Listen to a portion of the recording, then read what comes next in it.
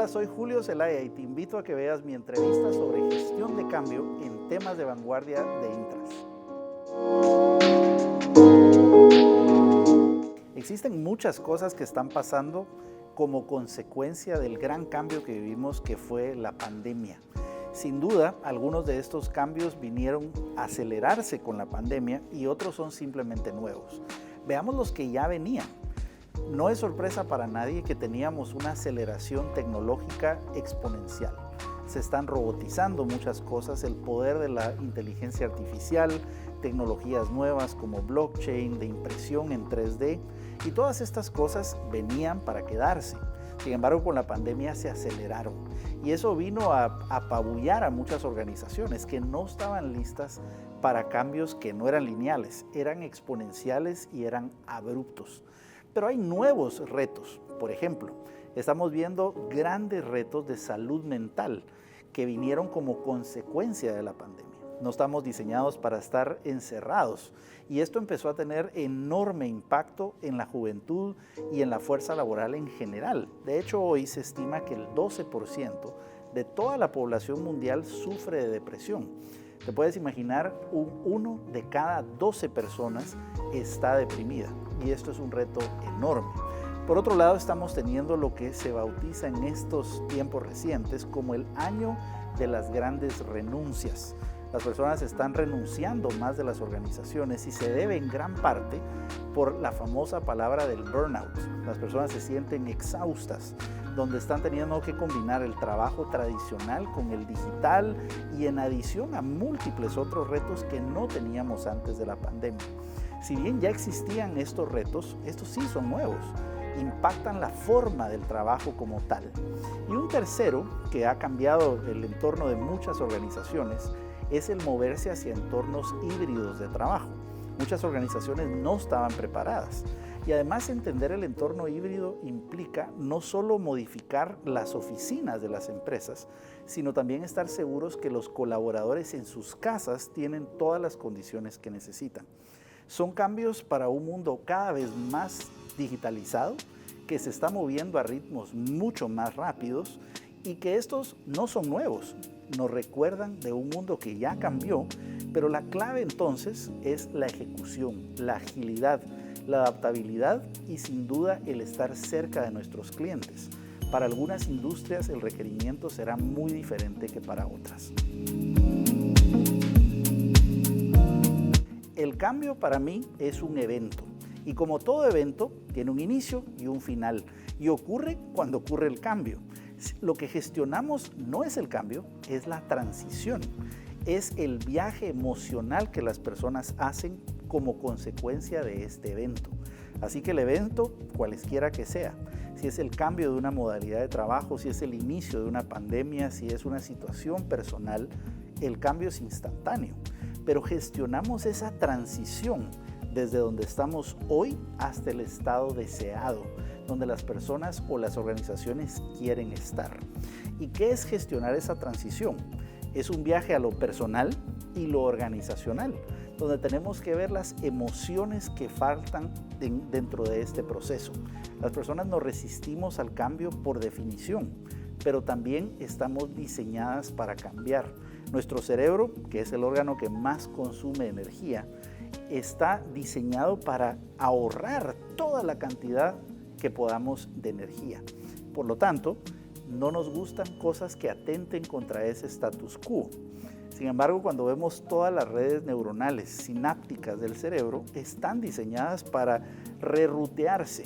Así que estamos diseñados para enfrentar cualquier cambio. Las personas se resisten al cambio por dos grandes razones: la razón biológica y la puramente emocional. La primera, que es eminentemente biológica, es que nuestro cerebro es el órgano que más consume energía. Por lo tanto, siempre está buscando ahorrar energía en todo lo que hace. Se vuelve adicto a las rutinas, a lo que se llaman reglas heurísticas, que es lo que hacemos para automatizar todo lo que hacemos durante el día. Vale ver algunos ejemplos. Todos los días nos colocamos los zapatos del mismo lado en la misma pierna cuando nos colocamos un pantalón. Nos cepillamos utilizando la misma mano, utilizando la misma rutina. Al cerebro le encantan las rutinas porque esas ahorran energía. Cuando se presenta un cambio, el cerebro detecta que hay un cambio en las rutinas que usualmente estamos acostumbrados y dice, ahora me tengo que adaptar. Y eso requiere mucha energía, requiere hacer nuevas conexiones sinápticas y esas requieren de químicos, de consistencia y eso a nuestro cerebro no les gusta. Ahora, ¿qué sucede? Estamos diseñados para adaptarnos porque el cerebro está probado con la neuroplasticidad que podemos adaptarnos a cualquier cosa.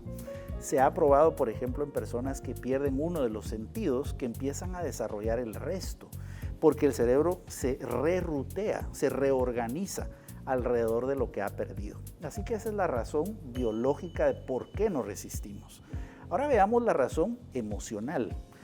Siempre estamos buscando estar en una zona donde nos sentimos seguros, donde buscamos donde el status quo es la norma, es lo normal. Ahora, ¿qué pasa cuando se introduce un cambio? Puede ocurrir 3 grandes amenazas. No sé lo que está pasando, no puedo hacer lo que está pasando y lo tercero, no quiero.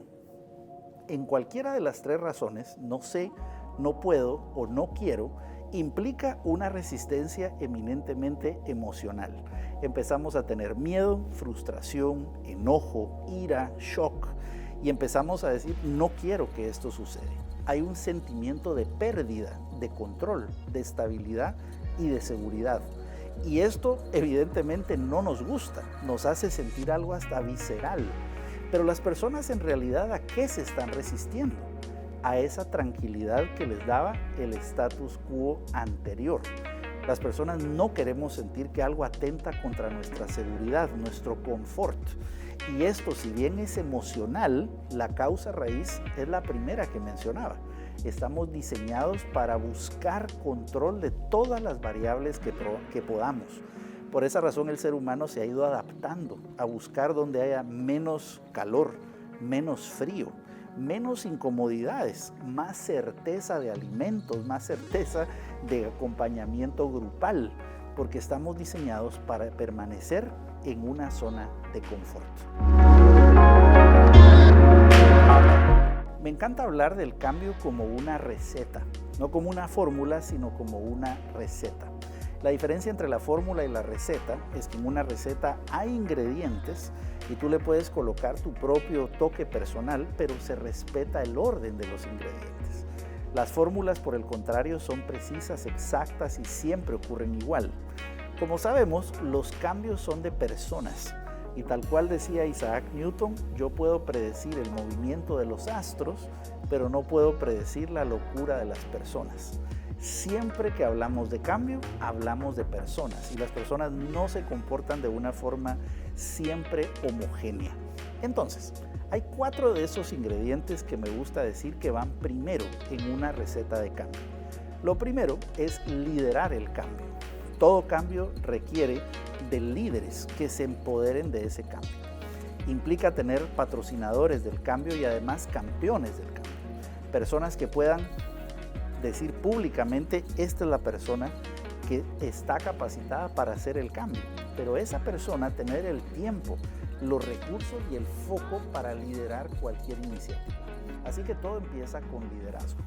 Lo segundo, crear una necesidad compartida. Las personas necesitan entender por qué del cambio. Y me gusta decir, vender la enfermedad antes que la cura. Es muy común que las organizaciones empiecen a vender la cura y la empaquetan como si es la última de las panaceas, cuando las personas no han ni siquiera entendido qué les duele.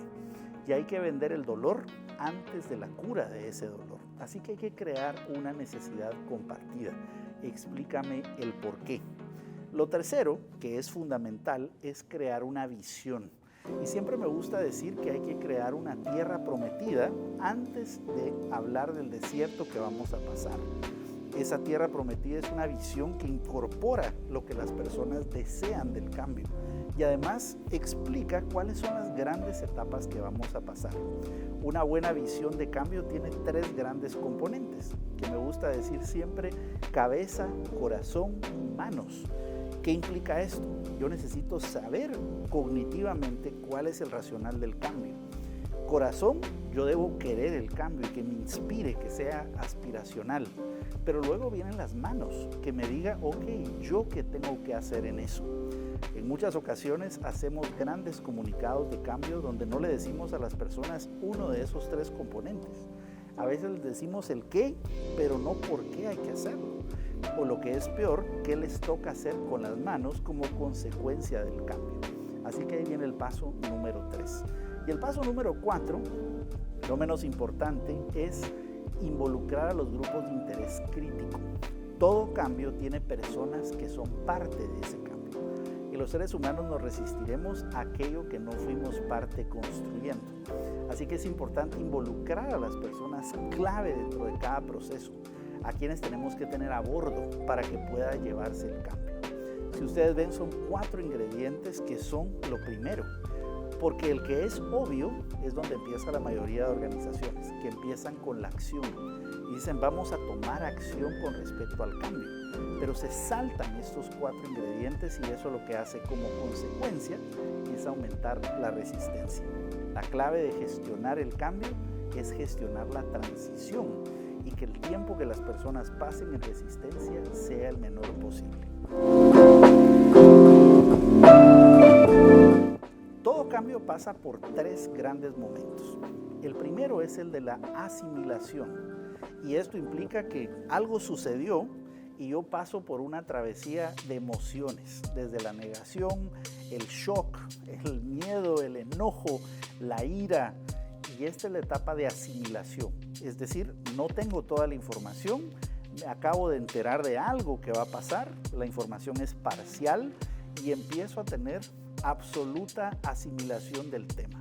Y como vemos, este viaje emocional implica todas las emociones negativas, porque estamos tratando de decir esto no va a pasar, quiero regresar al pasado, me gustaba como estaba antes y esto no lo acepto. De ahí viene la segunda etapa. La segunda etapa es una etapa dual. ¿A qué me refiero con dual? Hay algunas emociones que son negativas y otras que empiezan a ser positivas. Y es la etapa de la aceptación. Después de la asimilación viene la aceptación. Ya acepté que vino el cambio, vino para quedarse. Si bien puedo estar triste, melancólico, empiezo a tener cierta esperanza de futuro.